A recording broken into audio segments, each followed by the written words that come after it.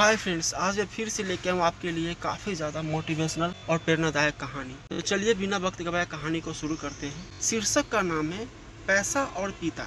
एक समय की बात है, एक छोटे से कस्बे में मगन नाम का आदमी रहता था। मगन अपने घर में बेटे और पत्नी के साथ रहता था। मगन गरीब था, इसलिए वह दिन रात अपने परिवार की जरूरतें पूरी करने में लगा रहता था। वह हर हाल में बेटे और पत्नी की खुशी चाहता था। मगन एक छोटी सी कंपनी में काम करता था, जहां उसकी आमदनी घर खर्चे जितनी हो जाती थी, लेकिन फिर भी मगन कंपनी वाला काम खत्म करके दूसरी जगह जाया करता था ताकि कुछ और पैसे कमा सके। काम में व्यस्त होने से वह अपने परिवार को समय नहीं दे पाता था। मगन 24 में से 15 घंटे घर से बाहर काम में निकाल देता था। रात को देर से आता और सुबह जल्दी जाता था। इस तरह कुछ दिन बीतते गए। एक दिन मगन की पत्नी ने उससे कहा कि आप पूरे दिन काम करते हैं और हमें समय नहीं देते। वैसे भी हमारा खर्चा आराम से निकल जाता है, तो आप इतनी मेहनत क्यों करते हैं? हमारे पास जितना है उसी में हमें खुश रहना चाहिए। चलिए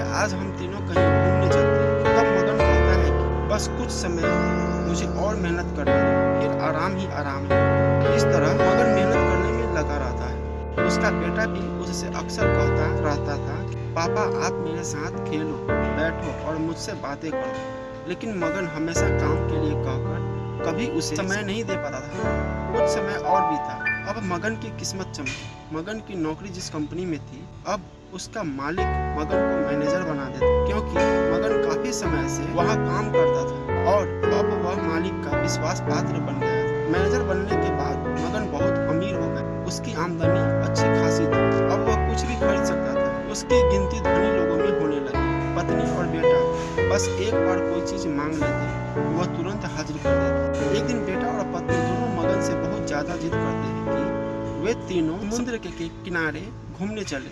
मगन कहता है कि ठीक है, आज चलेंगे, लेकिन मुझे कंपनी में थोड़ा काम है, इसलिए तुम दोनों समुद्र के किनारे पहुंचो, मैं सीधा कंपनी से काम खत्म करके पहुंचता। पत्नी और बेटा दोनों वहां चले जाते हैं। तभी समुद्र में बहुत बड़ी सुनामी आ जाती है और आसपास के लोगों को भी बहा ले जाती है। पत्नी और बेटा दोनों पानी में बह गए। जब मगन वहां पहुंचता है तो ऐसी हालत देखकर घबरा जाता। उसने हर जगह देखा, लेकिन सब कुछ नष्ट हो चुका। उसे यकीन हो गया कि उसकी पत्नी और बेटा भी बह गए। वह जोर जोर से रोने लगा और अपनी पत्नी की बात को याद करने लगा कि हमारे पास जितना है उसी में खुश रहना चाहिए और अपने परिवार के साथ खुशी के नए पल बनाने चाहिए, ताकि हम उसे हमेशा अपने दिल में संभाल कर रख सके। पैसे का क्या है, कभी होंगे तो कभी नहीं।